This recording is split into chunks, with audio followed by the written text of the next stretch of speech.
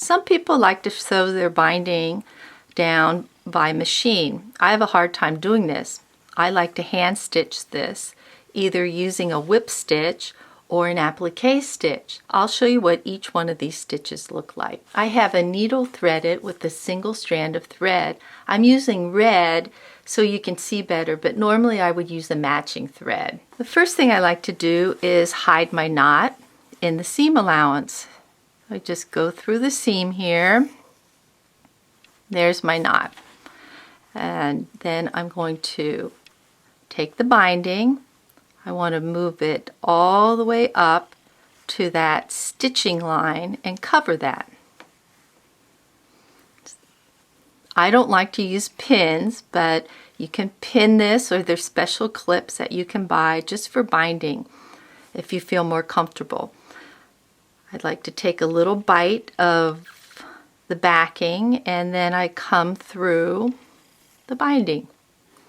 And I move over, take a little bite of the backing. This is a whip stitch, or like a hemming stitch. Take a little bite of the binding and pull through. I can actually load a couple stitches onto my needle. I take a little bite of the back, little bite of the binding, little bite of the backing, little bite of the binding, and then pull through. Now you'll notice that you can see my stitches and they're up on top. I like to use this when I'm in a hurry because I can stitch pretty quickly around the back, or if it's a wall hanging and nobody's going to see my stitches, then that's okay. So that's the way I would use a whip stitch around the back. If I'm going to use an applique stitch, I started in the same way. I hide my knot and I come up. I've taken a little bite right there, and I go back. Instead of jumping over a little bit, I go back in the same spot where I came up, and then I jump over in the back. And now I'm going to go down in about the same area where I came up. I'll jump over a little bit. This stitch takes a little bit longer, but your stitches will be hidden. So I will go down in the same spot into the back of the fabric, and I use my needle here. I'm going to come over between 1/8 and 1/4 inch. You want to try to be consistent on your stitch length.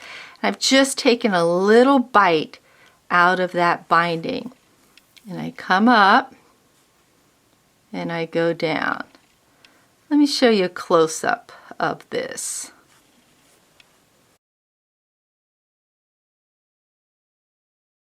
When I get to the corner, I like to take another stitch to hold this in place. So there's my first stitch, and I'll take another one.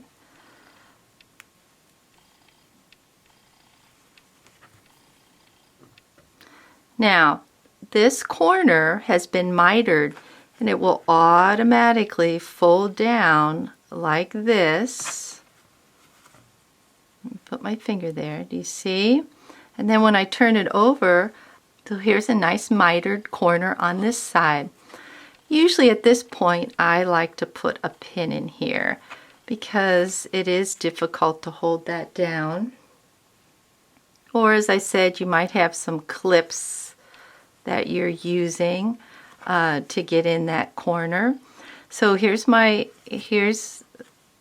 45-degree angle, and what I'd like to do is take a stitch in that.